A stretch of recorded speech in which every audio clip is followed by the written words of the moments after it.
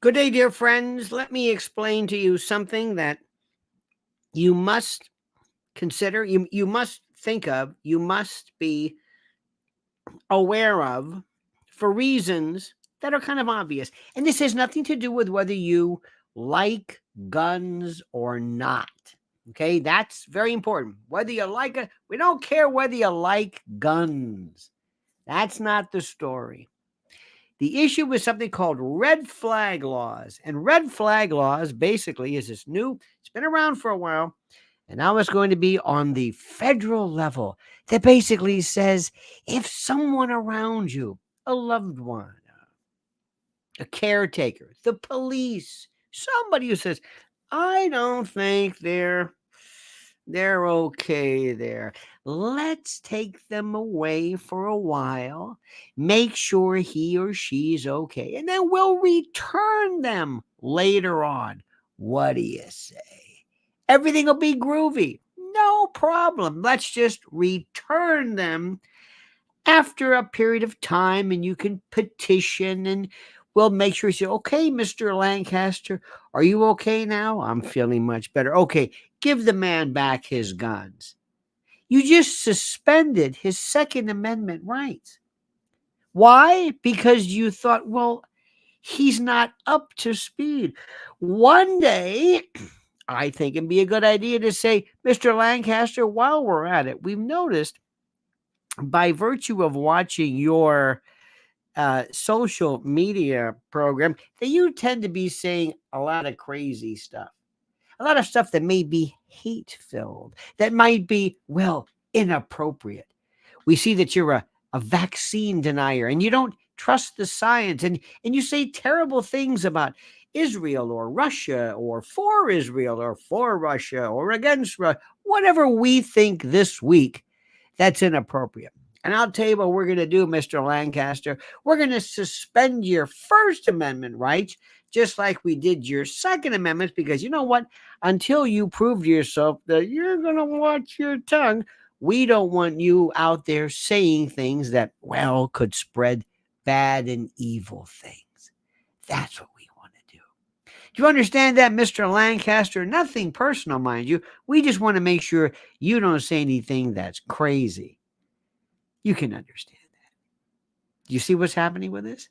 The suspension of a constitutional right based upon somebody's observation of what? Oh, no, no, no, no, no, no.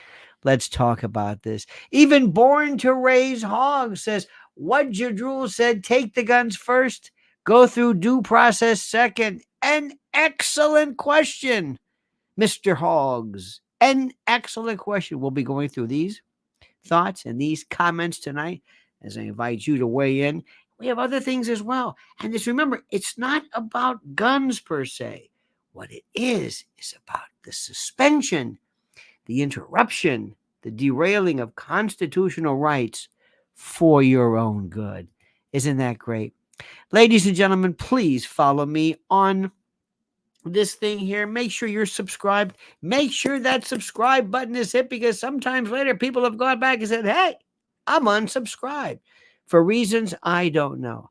So do that right now.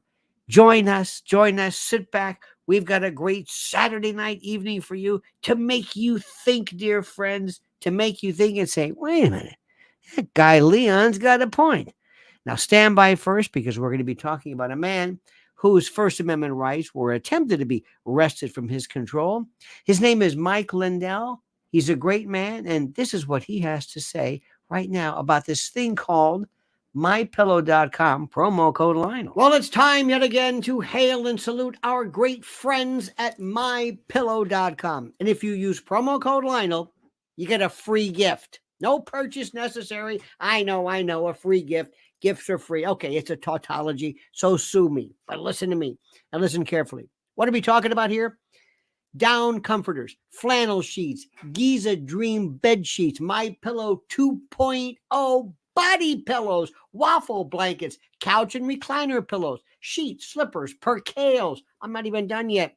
Towels, quilts, bedspreads, mattresses, mattress covers, mattress toppers, linens, kitchen towels, bathrobes, pet blankets, pet blankets, bolster pillows, name it. Items to help you luxuriate and relax. And their monster sellers, slippers, my slippers, slip-ons, moccasins. Think about it. What do they do at My Pillow? What's their main goal? To make things real soft, plush, real comfy, or comfy as I say it. How perfect. So here's the link right now. Go to mypillow.com/Lionel. mypillow.com, promo code Lionel or /Lionel, or call 800-645-4965. 800-645-4965. And watch how fast our good friend Mike Lindell answers the phone. mypillow.com, promo code Lionel, simply and absolutely the best. My friends, as you know, we are constitutionalists. This is the blueprint of our country. This is it. And the Second Amendment under Heller basically says that you have the right to possess firearms and to bear arms, as it were, and to arm bears. Not pursuant to some kind of a militia, but because of the case of Heller against D.C. So what are these new laws? What are these newfangled laws? Well, I'm glad you asked, Sparky. I'm glad you asked. You see, red flag laws are also called ERPOs, extreme risk protection orders. And they are designed to temporarily remove firearms from individuals deemed to be, well, a danger to themselves or others. Sound familiar? Well, guess what? There's more. And here are the key points. Number one, the primary goal of the red flag law is to prevent tragedies from happening before they occur by allowing the temporary removal of firearms from individuals showing signs of, well, dangerous behavior. And what is dangerous behavior? I mean, he's got a gun, doesn't he? Well, shall I say more? Next, typically family members, law enforcement, in some states, medical professionals or educators can petition a court to order the temporary removal of firearms from an individual they believe poses a significant risk. Duration. If the court agrees that the individual poses a risk, it can issue an order prohibiting them from purchasing or possessing firearms for a specific period, usually up to a year, although the duration can vary from state to state. Now, the individual in question must be given an opportunity to appear in court and respond to the allegations. If an order is issued, they can appeal it. And as of now, red flag laws have been enacted in several U.S. states, but now they're going federal. But there is a significant variation in how these laws are implemented and enforcement from one state to another, hence the desire for uniformity. Now, red flag laws are subject to debate. Proponents, of course, argue that they're essential for preventing gun violence, particularly suicides and mass shootings. Critics, however, contend that they can infringe upon, obviously, the Second Amendment rights and the like. And studies and statistics regarding the effectiveness of red flag laws in preventing violence are still evolving. Early evidence from some states suggests that they may be effective in preventing certain types of gun violence. Now, what's interesting about this is that they can prevent gun violence, but because, well, they took away your guns, but they do not prevent you being able to prevent gun violence against you because they've taken away your guns. You see? And in the Heller case, it's a pretty simple case. You've got this right. There's nothing in here that says you can't. This is a Second Amendment right. This isn't a privilege. It's not like driving. Driving, you can lose your license, you have a drunk driving case, or maybe your eyesight's bad, or, whatever. That's a privilege. Driving is a privilege. Second Amendment is a right. You can't suspend your Fourth Amendment because, well, you're drunk. You're crazy. Do you see where this is going? And nobody's going to say anything. And it sounds good, doesn't it? Well, I mean, after all, you don't need a gun. I mean, what do you need? What do you need this? We need this gun for anyway. There's nothing in the Second Amendment that talks about hunting or deer hunting. You don't need an M16 and a MAC-10. You don't need an M60. You don't need a howitzer to hunt duck. How many times have you heard this? And you're crazy. You're crazy if you have a gun. You're crazy. You're nuts. You have penis envy and you're sexually deranged. And you've heard this before.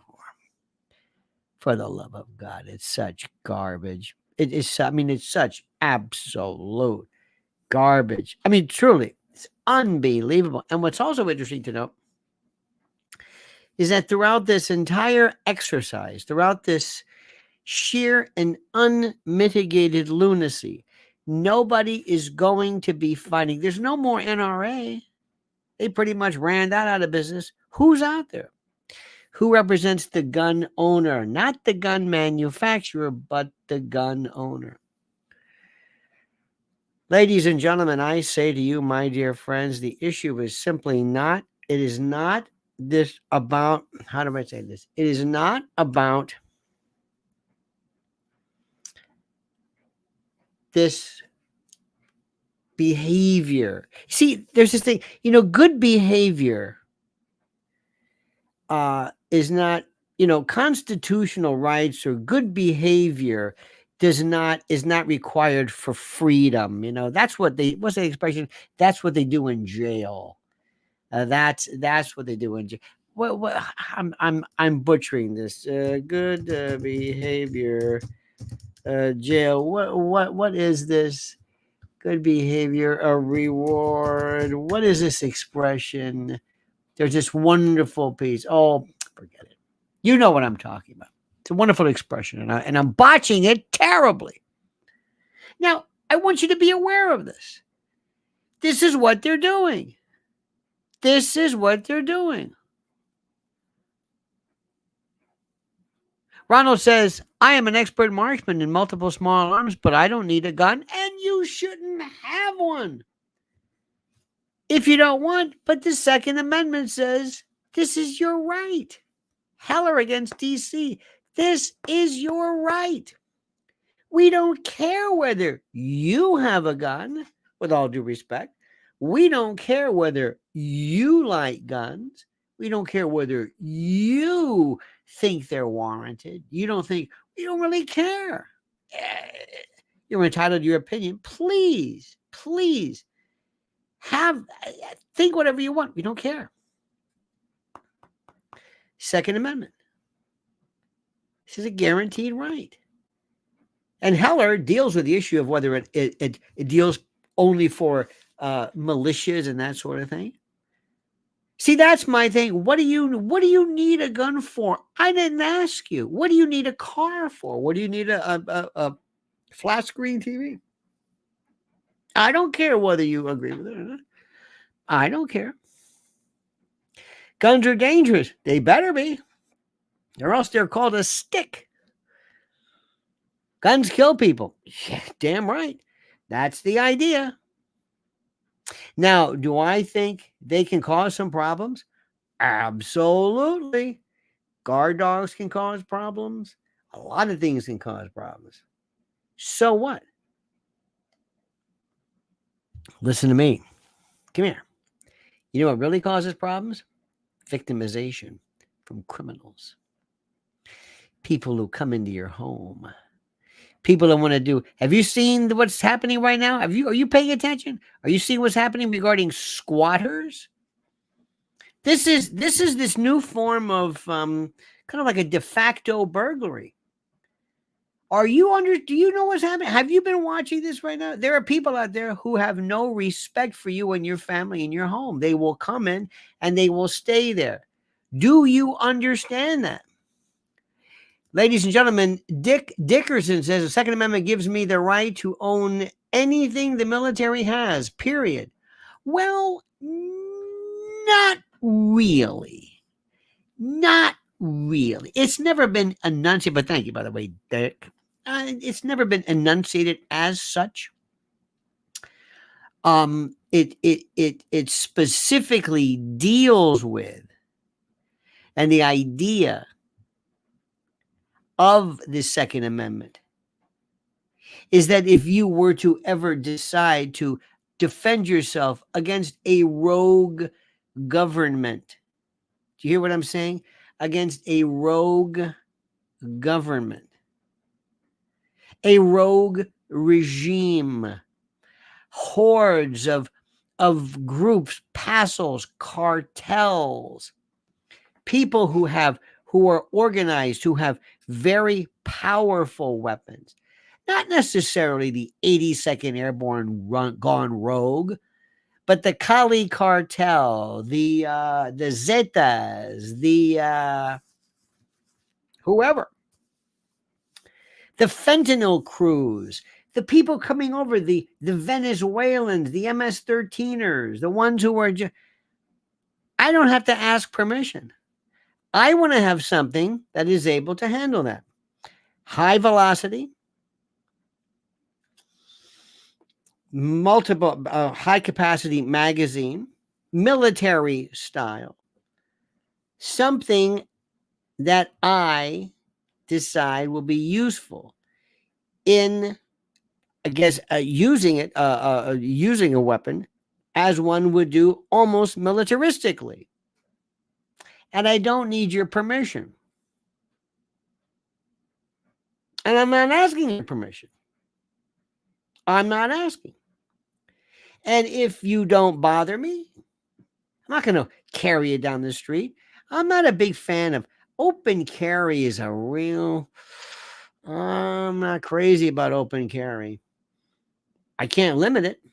Nothing in there that says you can't open carry. Sorry. I don't particularly care for it. I think it makes people uneasy and no. But now let me ask you something. Do you believe there is any form of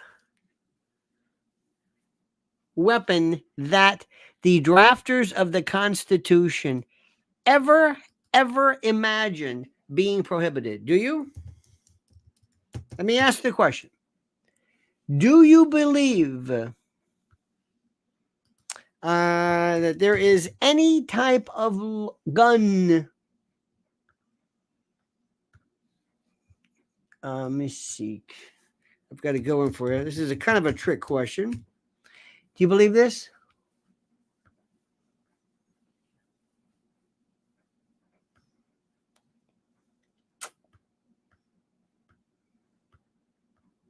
Let me see. I'm going to do a little research. Yes. Yes. Okay, let me ask. Let me go back to where I was going. Anybody think? Wild West. Dickerson, ladies and gentlemen, says open carry is stupid. I have a CCW and anyone with a handgun should as well. Yeah. I think it's a lot better. It's a lot better, unless you want to carry a rifle for some reason. And I listen, there's responsibility to this. You know, just because I have a right I mean, I drive an automobile doesn't mean I can rev it up in the middle of the night and wake people up and scare the hell out of them. That doesn't work like that. Doesn't work like that. No spring gun. Who said that? Hogs? Now, how did you know about spring guns? Spring guns are my favorite. Do you know what that is? Anybody hear of that? This is what you learn in law school. This, especially torts. Torts are civil offenses versus crimes. Crimes are an act and an allegation. What am I trying to say? What am I trying to say? It is a crime is an act that is punishable between the state and or the government and an individual. State of New York versus a crime, and it seeks justice and incarceration and that sort of thing. That's a crime. A tort is a civil wrong between two people, between a company and a person, and it doesn't seek incarceration. And tort is from the Latin word tortius, meaning twisted, contorted, and that sort of thing. And in torts law, you always learn about spring guns. And it works like this. You have a device at your home where if anybody comes in a spring is tripped, and this gun goes off, and wow, you get an arrow into you or something like that. That is considered violative. And do you know why, hogs? Do you know why? Why do you think? Why do you think? Why? Why is that? Why? Why, dear friend? Why do you think? Why do you think that is true? Tell me. Why do you think you can't? Why is that prohibited? It's a booby trap. Thank you, Mark. Why isn't a booby trap allowed? It's dangerous. Guns are dangerous. Why? Those are classified as booby trap. What's wrong with a booby trap? I've got to go into your house to trip the booby trap. It doesn't allow for self-defense. What's a guard dog? What's a guard dog? It's in there waiting. You open the door. It's a booby dog. It's a. You don't go in the house. You don't get the dog. What's wrong with a booby trap? You can't place blame. Nonsense. Of course you can place blame on the homeowner. Is this your home? Yeah. Did you leave the booby trap? I certainly did. Ta-da! There's the blame. A guard dog is selective. Not necessarily. The dog knows anybody who comes in, he attacks you. It's that simple. It's premeditated. So what? Premeditated, not if you come in. If you don't come into my house, that's it. You're getting close. When I tell you the answer is pretty simple. Well, you caught a booby. There you go. It's a great question. It's one of those things where this is just like law school, where you ask the question like, I don't know. I'm not really sure. What is the difference? And I'm being the Socratic professor. I'm saying, well, what about this? Or what about that? What about a guard dog? Could you have anything that has any kind of a thing where when you come in, the door slams shut and you're trapped inside? What's that? Always triggered, Brian says. So is your guard dog. The guard dog is there, and you have teams of them, teams. And what if you have a sign that says, warning, booby trap? Kind of defeats the purpose, but you wouldn't want to tell people that. But could you do that? You could say, beware of the dog. Well, the answer is very simple. Here's the question. Can you at home sit there with a gun, with a rifle, and ready, the door opens up, and whoever opens the door comes in, bang, you just shoot him. Can you do that? Can you do that? It's my question. You're at home, you sit there by yourself, in the dark, waiting. You hear footsteps. Here they come. Here we go. And you hear somebody like looking, you go, oh, they're going to come in. And you're behind the door, and you're waiting, and whoever opens the door, bang, you shoot them. Can you do that? Can you shoot that? No. You cannot do that. And the answer is that you cannot do away from your home what you can't do when you're home. You can't just set up this trap, just shoot people just because they come to the door. There's something that maybe is a mistake. So the point is, now here's a very, very interesting question. There was a case a while back in Miami or Miami. And there was a fellow, I think Ellis Rubin represented him. I liked Ellis Rubin a lot. I think it was Ellis Rubin. Don't get me wrong. And this poor guy was burglarized all the time. They kept coming to his door, coming to his place over and over. He got sick and tired of it, and he just couldn't take it. So and they kept coming through this one area, and he tried to patch it up, and they break through it again. And they try to patch it up, and they break through it again. So he put this grating and electrified it.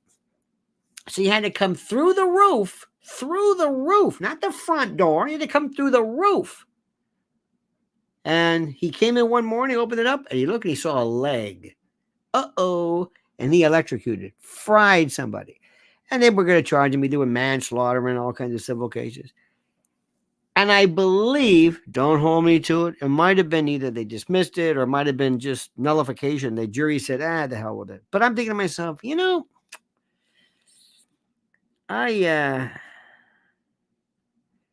don't know about that. What if I took all of the supports away on the roof and I put paper mache on the tops of the roof, and there's no support? Looks like a roof, looks like they can support you, but you can't. And when they climbed across, they fell through. And inside there might have been dogs or maybe, I don't know, spikes or something that I happened to leave out because I was polishing them. Yeah, that's it. I was polishing all these spikes. Yeah, that's what I do. It's a hobby of mine. I collect spikes. And I was polishing them the night before, and I figured, well, I'll knock off early. And I left them there so I could finish polishing my spikes the next day. And the spikes happened to be above where they fell through. Is there a law that says I have to have a real roof? I don't know. Who walks on a roof? Doors are one thing, roofs are another. Oh, I had so much fun with this one. I'm thinking, what about this? Because that's what lawyers do. What about this? What about that? What about this? What about if...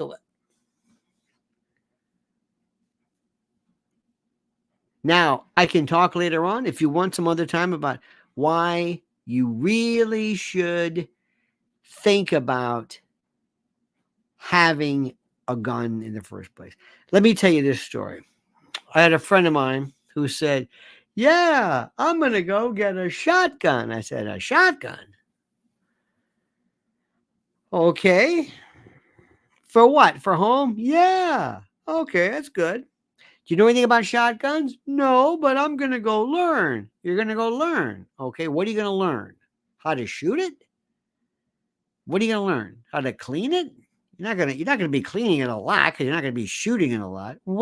And shotguns are pretty, you know what kind of a gauge you're going to have? I don't know, but I'm going to get one.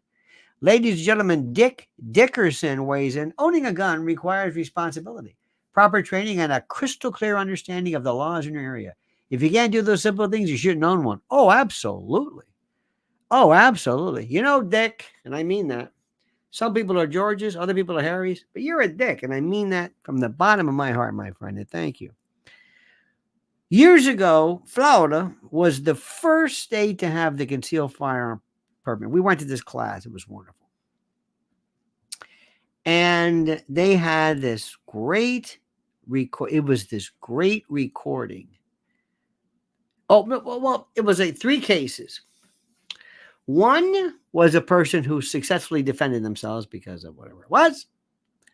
Number 2, somebody who, I forget what it was, but the one that was the worst was somehow this was recorded.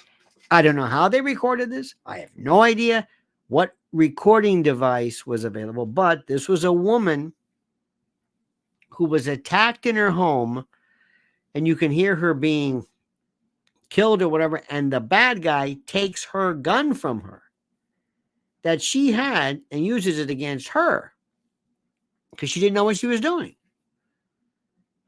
She didn't know what she was doing. So I'm talking to my friend, and I'm going to get a shotgun. Okay. I said, let me ask you something. Does a shotgun, that's good because it won't go through walls necessarily. Now, shotgun, are you able to, where are you going to keep the shotgun? Let's say you hear a noise. You're going to go get it? You're not going to have it under the bed, are you? No, because the first thing they're going to do when they come in is they're going to go under your bed or next to your nightstand and look for the gun. That's where you keep the gun, next to the bed. So you're gonna pull this gun like a Mossberg or something. That sound is worth everything. You're gonna ready to go. You're gonna what? You go down with the shotgun. What if it's dark? You have a light. What are you gonna do? What are you gonna say? You're gonna say something. What do you do when you go down? All right, I'm armed. Who's down there? What do you say? Or do you creep up? What if it's your wife? What if it's somebody else? What if it's some kid? What if it's Sparky? Sparky says in the 1960s, a friend of Dad's was verbally threatened with death, and the guy showed up at the door. Dad's friend shot through the door and killed him. Dad's friend was found not guilty in court. Well, good. Consider him lucky. Guy showed up at his door. Dad's friend shot through the door, threatened with death. You know, again, and thank you, Sparky. That's a very good thing. I can't tell you what a jury's going to do. I cannot. Remember that CBS, one of the best ones? There was this bully of the county. It was Harry Reasoner or Harry. I think it was Harry Reasoner or Morley Safer. I don't know. But anyway, there was this town, and there was this bully. And they hate, you must have seen this. Please Google it. They hated this guy. He was horrible. He made everyone's life a living hell. They hated this guy. I don't know if he hurt people or what. They just hated him. Well, one day he's at a bar or something, and they shot him up in his truck. I mean, shot him up, killed him. And there were all these people there, and not one person saw it. Not one. It's almost like a Sicilian town. Nobody saw it. Nobody saw it. Nobody to charge, but had somebody been caught, they would have probably been found not guilty. I don't know. It depends upon the jury. Depends upon the facts of the case. Self-defense, give me the situation. I don't know. I don't know. It depends. Somebody threatened him. It's not normally those cases that are gonna, but here's the thing, Sparky, and this is also Dick Dickerson. The law says you can only use the same degree of force that is shown against you. So here's the question. As I asked my friend, I said, if somebody's in your home, can you kill them? Now, I've got another friend. They live in a townhouse. And one time I said, excuse me, if I went to the car, it's a Yugo, by the way. It's a stretch. So you can tell I'm making sure it's okay. So I went out to the Yugo, I came back, and you know how townhouses look alike? I swear to God, I walked in and I looked down and I said, I don't remember this guy having you don't have to have like a little mud, not a mud room, but they put their boots. And I don't remember all these. I hear, can I help you? I said, oh, I'm sorry. I turned around and walked out. Now I'm in his home. Oh, it was a house next door. Just walked in. Could he have shot me? Now, I'm in his home, but I think he might have a hard time with that. Daytime, leaves the door open, people walking around. A jury listening could have said, you know, I don't know if stand your ground would even apply. That's a tough one. Stand your ground is another one, too. That's a real tough one. So make a long story short, I'm talking to my friend. I said, so you're going to have a shotgun? Yeah. So when you shoot him, where are you going to shoot him? Can you aim center of mass? You know, here, and boom. That may be boom. Kill him. Not wing him, kill him. Can you kill somebody? Well, I don't know if I want to kill him. Then don't get the gun. You're not going to be Buffalo Bill, Wild Bill. I'm going to wing him. Any of you friends and I'm a pistol guy. I don't like long barrel and all that stuff. One time, I'll never forget this. A friend of mine had a gun range. Wait a minute. Hold it. Sparky says, the man repeatedly threatened to kill him in front of witnesses and had a pistol in his hand. Oh, when he showed up. Oh, there you did. Now you're talking. That's a different story. Deadly force. You just, oh yeah. A pistol? Oh yeah. That's a different story. But if you came on the road and said, come on, you son of a bitch. Come on, put him up. Now, jury could say, let's say you're in a wheelchair. You're 80 years old. Somebody says, come on, old man. If I hit the old man once really hard in the chest, I'll kill him. So maybe deadly force for an older person might not be the same deadly force for you and me. But that gun, Sparky, that changes it.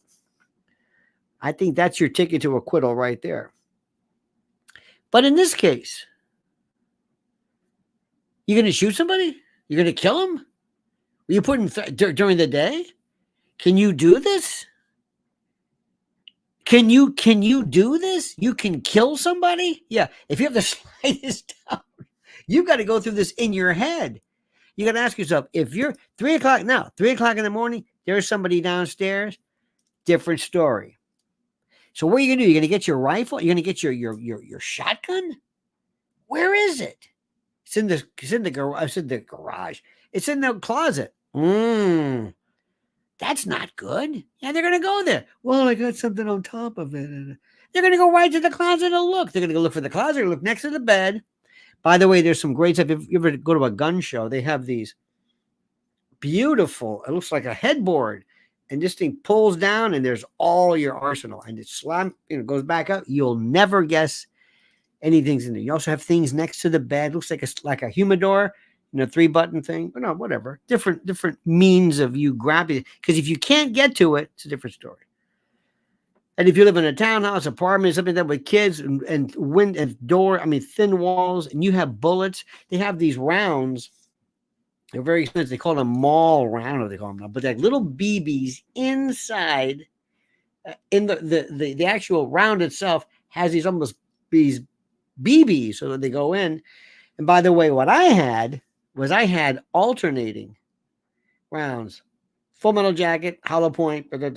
So each one was different. So boom, boom, boom. I had a Beretta 380, which is wonderful, the most accurate gun in the world. Had a Colt Pocket Light 380. I like 380s. Very, very. You shoot it one time and that's it. It just melts, but it's very light, very good for close. And by the way, you don't have to go to target practice.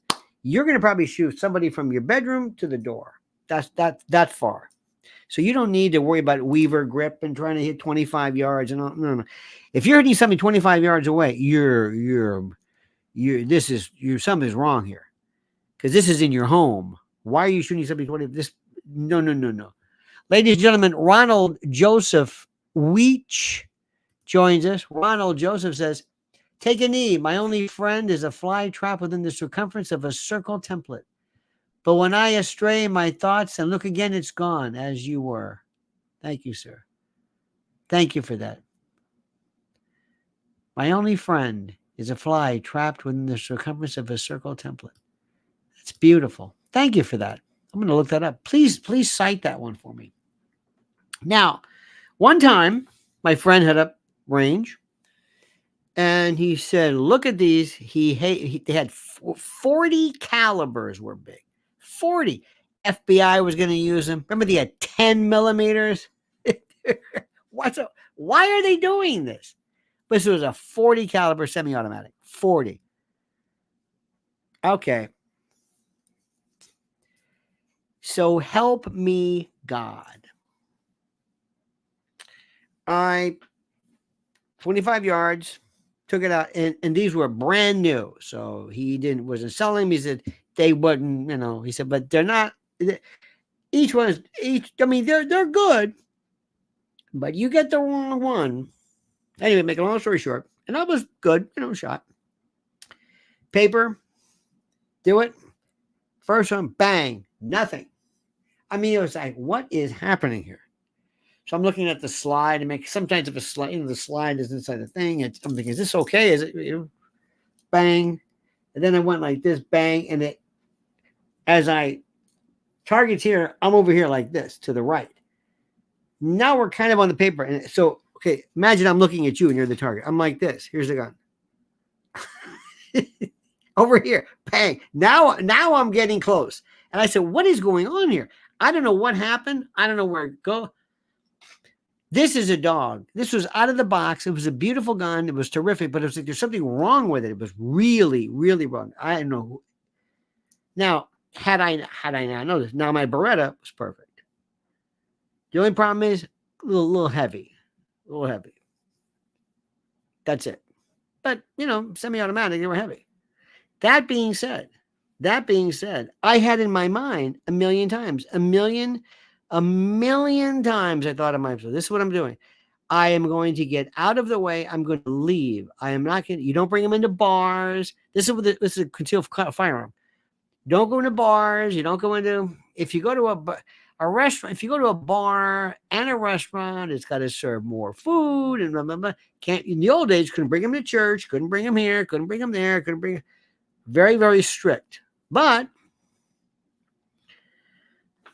now the issue becomes as well, here's the best story of them all, and I'm going to tell you the funniest story that I know you're going to get right. This is what everybody hears and everybody knows. It is not so much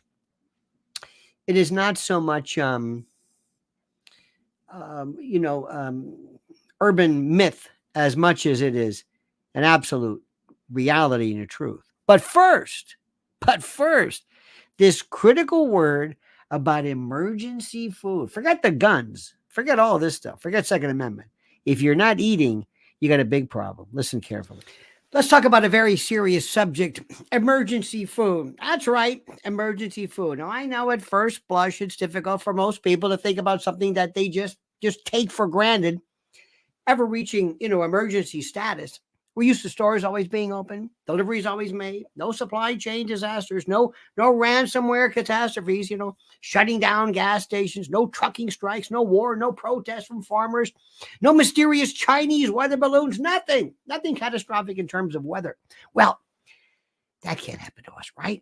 And I understand it's a defense mechanism that we have because the idea of ever not being able to eat or locate food is seemingly incomprehensible to most people. But think about this. It's not. That's why it's time for you to go to my site, preparewithlionel.com. Preparewithlionel.com has the deal of deals for you. Take it as a starter set, an introduction set. You've been putting off emergency food for too long. Some people still have a thing about prepping as though prepping for emergency is foolish. Now, right now, you can save $200 on the 3-month emergency supply kit. This is unbelievable. 22 varieties with a 25-year shelf life, 25 years, 2,000 calories a day in 6 rugged buckets, 120 pounds of food. Could you go 3 months, 90 days if stores closed? Be honest. Could you go a week without any trips to the store? I don't think so.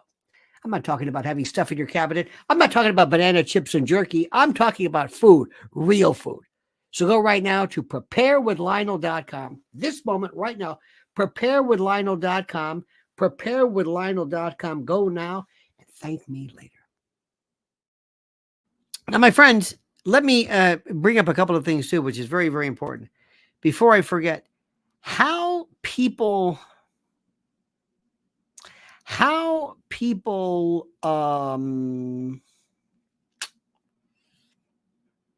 use words. It's a very difficult thing. How people use words are very, very, very critical. It's very, very critical how people use words and how they will bend truth and words and the like.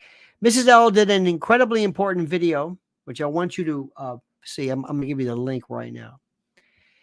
And this is not on topic of this, but this will enrage you. This is a new one she did tonight, new video, where they are talking about trafficked kids who are basically made to do despicable acts and the like. They're referring to them as underage sex workers. They're using the power of the euphemism to bring about this horror.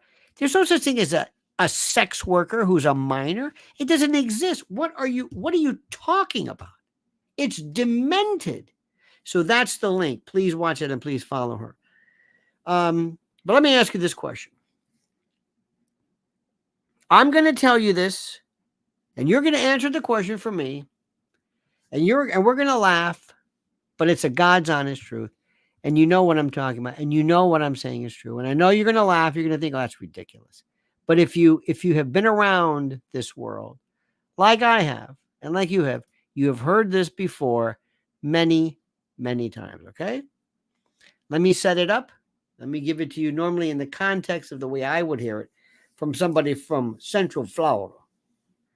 Somebody named like Buddy Strickland, who would say something to you like, I got a friend of mine who's been a cop for a long time. And he told me something. He said, now here's what you got to do.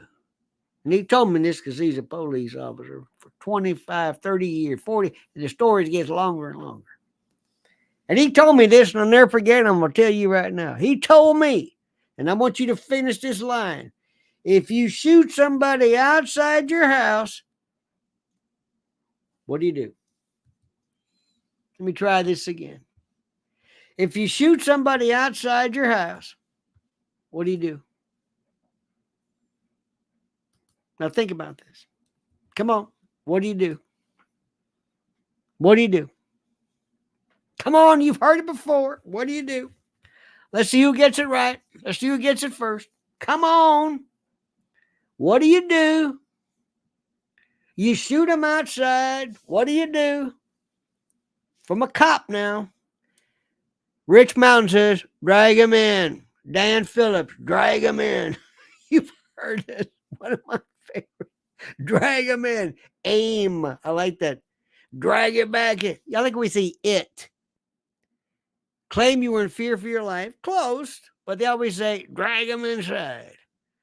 Drag him. Look at this. Drag your house outside. That's even better. Cop told my dad that. You've heard it. Just drag him inside. That's what you do. You drag him inside. Cop told me that too. Daddy's buddy told me that. He used to.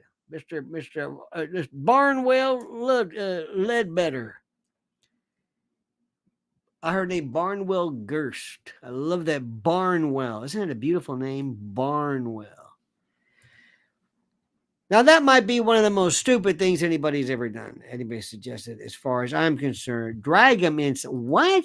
Drag him inside. Drag him inside. Now, imagine this, okay? Imagine this. Imagine there is a police officer. Police officer comes to your house. Goes, yes, ma'am. Officer, yeah. There's a guy here tried to break in. This man? Yes, sir. Did you drag him inside? What? Did you drag him inside? Well, what makes you say that, officer? Well, I'll tell you what makes me say that. First of all, he's covered in leaves. It looks like he's got dirt on him, like somebody dragged him inside a house.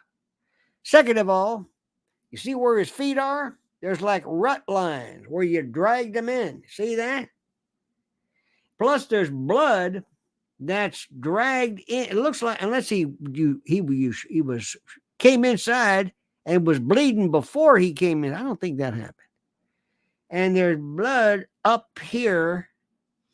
You dragged him inside, didn't you? Well, did you talk to somebody? Did you talk to a policeman? Well, that's the dumbest damn thing I've ever heard in my life. Why would you shoot first of all, why would you shoot somebody outside your house? He's not inside. Well, I knew he was up to no good. You knew it? Well, I could just tell. Because, he's got that, they got that look in their eye. All right. And you shot him? Well, I did the right. I didn't seem to do it at the time, but, whatever. I did it. Now, when I told people this, and I used to talk about this, used to give classes and do this stuff. I said, now, here's what I would do. But I said it as a joke. As a joke. I didn't really mean this. But kind of as a joke, I sort of, maybe said it, but I kind of maybe, I said, well, a couple of things here. First, this is important. I said a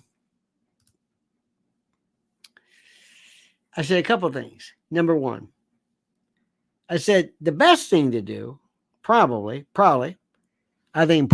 is to just not say anything and just wait. Just wait. You shot him outside. I don't know why you did, but you just wait. Just wait. Somebody's going to come to the door. And they'll say, Mr. Johnson? Yes, sir. Can I talk to you for a minute? You certainly can. What is it, officer? Well, There's a dead man in your front lawn. What? There's a dead man. Are you shitting me? Myrtle, come here. There's a dead man in our lawn. What the hell is he doing there? I don't know. Well, get rid of him. This looks horrible. What do the neighbors think? Did you shoot him? Did I what? Shoot him outside? What do you think? I talked to a cop? Hell no. Who is he? I don't know. Well, get rid of him. This looks terrible. Oh, I'm sorry, sir. Well, but come on, what are people going to think? Did you shoot him? I did not. Why would I shoot somebody outside my house? I don't even know who he is. All right, thank you. Well, thank you. Now, I'm not, please, for the love of God, I'm not suggesting that you do that. It's a joke. Kinda, sorta, maybe. Maybe, sorta, kinda, maybe as a joke, maybe, sorta. But there's something to be said for that. There's something, believe it or not, to be said for this. And it's something which goes to show you most people don't have any idea of what they're going to do. They have no idea of what they're going to do. None. They don't think about it. By the way, Ronald Joseph Weech, new member. Thank you. Now, the thing you got to do is, number one, if you're ever interested, make sure you understand the laws. Make sure you understand your city, your county, whatever it is. Make sure you understand absolutely. And the police are real good because they're the ones who are going to arrest you for doing this. Can I keep a house? Florida had the best one. Florida. You can keep a gun in your house. You can keep it in your car. You keep it in your business. But they never talked about how you're supposed to get it from your car to your house to your business. But, whatever it is. Then people would make up all these rules. They said it can only be within 3 moves. Have you heard that one? I said, what the hell's a move? I understand you can keep a gun. It's got to be 3 moves away. What's a move? And then, I don't know what the hell a move is. What is a move? I don't know, but you got to put it 3 moves away. Then you can keep it in. Florida, chapter 790 had, you keep it in your glove box. Glove box? Nah. You put it in the glove box when the car pulls you over. Keep it next to you. Then you move it. They're telling you where to put it. So one time this guy called me up and he said, can you tell me where I could keep I'm coming from Michigan and I have a gun. Can you tell me where I can keep my gun that's absolutely, positively, 100% within the law? I said, simple.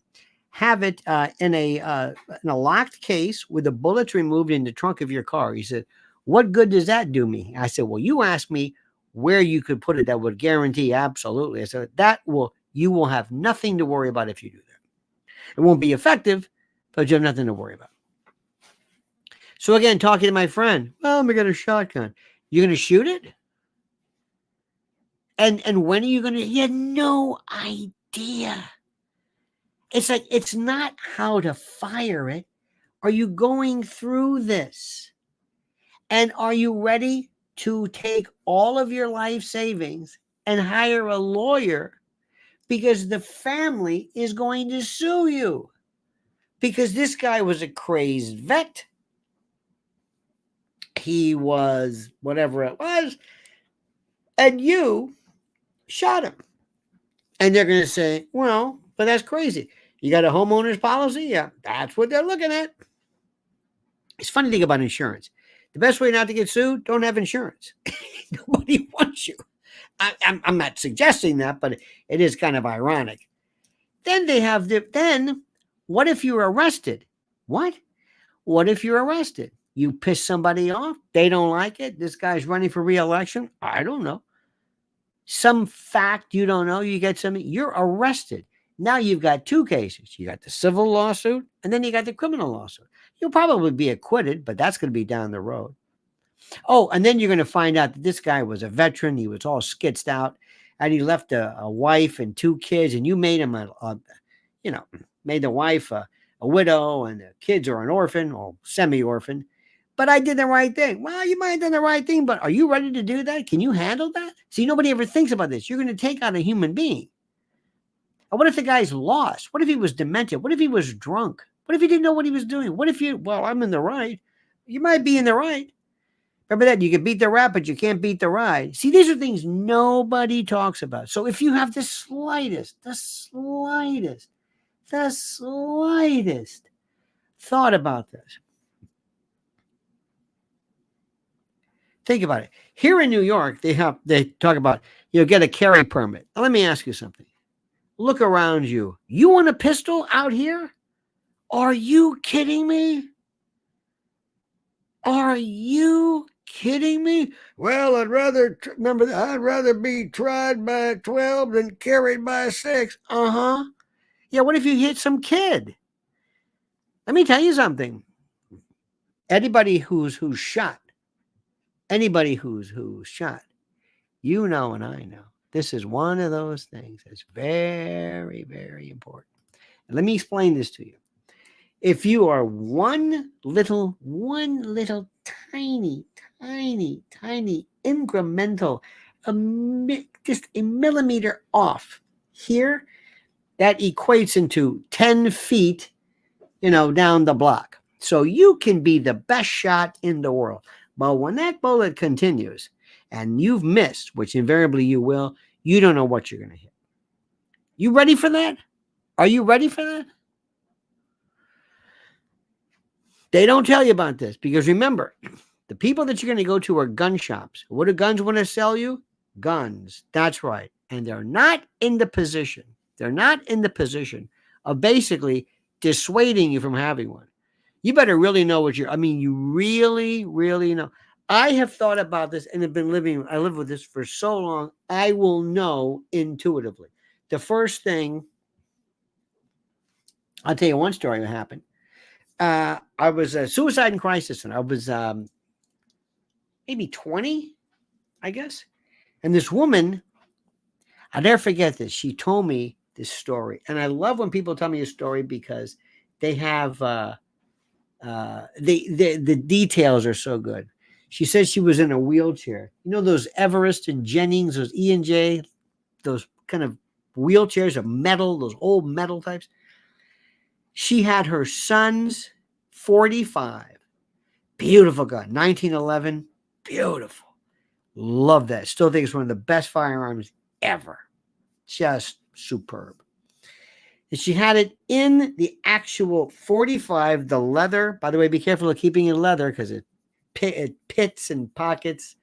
If you holsters leather, keep an eye on that. Anyway, she had it and she bolted it to the side of the wheelchair, like bolts with this leather. I think it says U.S. Remember the U.S. It's beautiful. She's telling me, and I know what she's saying because I've seen it. So she has the pistol. She knew how to do it apparently. Anyway, she's in her home or wherever it was, and she hears this noise, and the guy's digging on the door. She goes, I guess maybe he saw her case the joint because nothing seemed to dissuade this guy. So she said, I'm armed. She hears the door jiggle. Go away. I'm armed. He's not listening. And he's jiggling. And then she sees what appears to be either a crowbar or some prying device between the door frame and the door. All of a sudden, this thing comes in. He's trying to jiggle, and he's probably looking at the door, and she's inside. I'm serious. I'm not kidding. Okay. Yeah, lady. So she, state of mind was very good. She thought, well, I'm inside. I don't know if it was an apartment or a home. I have no idea. She says, well, I don't want to shoot through the door. So I'll put a round right up there. And I can kind of hide and patch it up and it won't affect. She's thinking all this. She's telling me she was really thinking about this. The roof is there and we'll get the eave. Okay. She racks one. Lock, low, bang. And it's loud enough. And all she heard was the crowbar or whatever it was drop and guy was gone. And she said, I'll never forget this. She says, I don't know what he wanted. I don't know what he was going to do. I don't know if he meant any harm, but I do know one thing. He's gone. Now, had she not had that, I don't know. Gary Cluck, John Lott, writes a wonderful book. Gary Cluck, years ago, Florida State University, said in one particular year, they had 600 and I don't know the number. How many people, they never ever kept track of how many people successfully averted um, uh, crimes by either using a firearm, threatening to use a firearm, displaying a firearm. Nobody knows. Nobody knows. It's just one of those things. So you have the Constitution provides this, absolutely. But if you think that somehow like you're that there is smooth sailing, and I've seen so many people who are so cocksure about, well, I got one thing here and I'll tell you what to do, and they're sometimes people have scared me. If ever you go to somebody's house and they say, want to see my gun? Leave. You don't show them like a guitar. It doesn't work like that. This is the best story ever. Kids. What do you do with kids?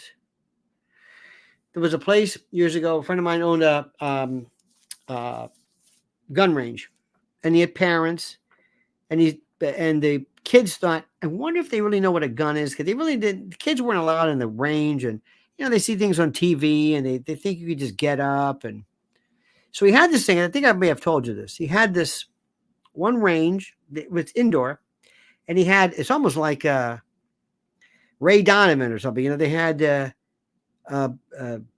shower curtain, spread out. Parents signed it, and they did this thing where they started off very, very nice. They had a little, like a stuffed, I found a gun. What do I do? You run, and it was nice. And the kids were like, this is boring as shit.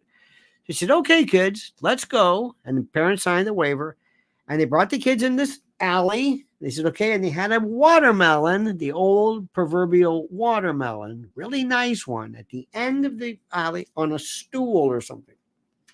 And they brought the kids in, and they said, all right, kids, take off your ears. Okay. The ear protection, put on the glasses. That at least he did. Okay. Now I don't know what he had. I have no idea what it was. But his gunsmith was good. The guy who did the reloads, he had like black powder and fire. I mean, this was like the worst round. You would never use this, but it's loud and it smells and it's fire and no. But this is what we have for this. She said, okay, kids, we're going to fire. Okay, now stand behind me. Okay. Now hold my hand right here. And they grabbed him right at the elbow. Okay, you got that? Okay. You ready? Let's count to 3. Okay, Mr. Johnson. Great. Ready? 1, 2, boom. And the fire and the smell and the motion and their ears are, they probably had that ringing for like a week and a half. They were screaming. The parents said, thank you. Because they had this idea that guns were, because it's another thing too. People never shot a round in your car. Most people are shooting. The noise, it's enough where you're disoriented. These are things, especially my friend with a shotgun never thought about, I assure you. Sparky says, in 1964, Granddad's right-hand man, Jabo, this is a good story already, in central Alabama, shot a couple of guys dead in his yard. He had Granddad call the sheriff 35 miles away. Sheriff said, tell Jabo not to worry about it. That's all it was. Don't worry. Well, I told you, we also had a thing called misdemeanor murder. And misdemeanor murder is when some people get killed and they just don't file any kind of thing. Now, I think the best thing to do is to find out. The best thing is just go away. Avoid this like the plague. And also, let me tell you something. Stand your ground sounds horrific. Remember this case of this fellow in Tampa? A friend of mine represented him. Retired TBD, Tampa Police Department. Guys at a movie theater. matinee. I mean, I know all the facts. This person in front of him was texting on a phone. He said, "Would you mind putting that away because of the light?" I don't know, his preview. And the words were exchanged. One thing led to another. This fellow seemed threatened. The retired fellow pulled out a gun. Pow! Got him right there. Nailed him. Killed him. Jury acquitted him under Florida's stand your ground. Probably spent every penny he had, but he was acquitted. Now I'm thinking to myself, you did what? You pulled a gun out in a theater? What did you think this guy was going to do to you? In a theater? Forget yelling fire in a crowded theater. You fired in a theater? Now, I don't know about you, but I am absolutely 100%. I am so good at not involving myself with people. I have no problem with that. Lions, right? The king of the beast will run from you. They figure, I don't want to get involved in this stuff. One time, Mrs. L and I were walking on 8th Avenue. Never forget this. And behind me, I heard this, "You shut up, bitch! You MFN bitch!" So I said, "Oh God!" And the voice is getting louder. So I said, "Here, you walk. You stand kind of towards the street. Let me stand here. I don't know what I'm going to do, but let me protect you as this guy walks by. Don't you know? We're very good at this, New Yorkers. We don't look at him. We don't talk to him. Nothing." We were at an AFTRA viewing party for the SAG-AFTRA Awards. Ever had this big theater? And this guy shows up. He's an actor. Crazy. Didn't say anything. Nobody said, "Hey, keep it down." Nothing. Don't do that. So anyway, this guy's coming up. I thought, "Oh, he's going to pass. It's going to be okay." And he walks by. He walked up. And he turns to his wife and he says, "Hey, I watch you on TV. Great." And then he kept going like nothing. Don't get involved. Don't say anything. Don't be a smartass. Don't engage people and have no problem walking away, especially when you're armed. It makes you feel like, I just saved your life, pal. You don't even know it. Just go. But a lot of people can't do it, especially after a couple of drinks. Stand your ground doesn't mean you have to stand your ground. Leave. Go ahead. You know what? Your pride might be, but you don't have to go to jail. You're not sued. You don't hurt anybody.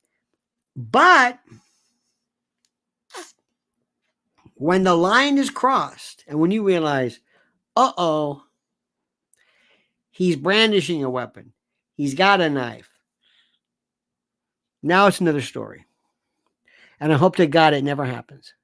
Because as much as we talk about it and as much as men love to romance about, "Oh, I'll tell you whatever," you do not want to be in that situation. I never want to be. I'm not interested in that. I have no problem saying, "Thank you. Let's go. Keep on going." But remember, bad guys watch the news as well. Sparky says, sheriff sent someone to pick up the bodies, and that's the last granddad or J-Bo heard about it. You know what I love about your stories? Sparky, and I thank you. He tells a great story, and you wait. Then the next chapter comes in. J-Bo later went on to be the senator. Wait. J-Bo in his dying days said, it's like the sequel. It's like, I hope we get to the end of this. You told one story one night about, what was it? Nothing arcane, but it was about some historical fact. And that's why the Filipino magistrates wear their hats backwards. I didn't know that. It was like this wonderful. So anyway, so thank you for that. I love learning. All right, dear friend, Sparky, thank you immensely. Ronald Joseph Weech, incredible. Thank you as well. Dick Dickerson, everybody. Give it up for Mr. Dick Dickerson and Born to Raise Hogs. Thank you so much. Now, as I said to you before, and I say it again, please Mrs. L, watch this video about how they're renaming trafficking of children underage sex workers. This is kids cannot be sex workers. This is ridiculous. This is I never thought I'd ever hear this. So please follow her at Lynn's Warriors. Do me a favor. It means a lot to us. Lynn's Warriors on YouTube. Lynn's Warriors, LYNNS Warriors, or on X or Twitter. I can't do that. X business. Lynn's LYNNS _ Warriors. So that is that. All right, dear friends. All right, friends. Thank you so very much. Have a great and a glorious and a grand evening. It is a pleasure being with you. I gave you an hour and 11 minutes of my life, and I thank you for your time. See you tomorrow at 8 a.m. And don't forget, the monkey's dead. The show's over. Sue you.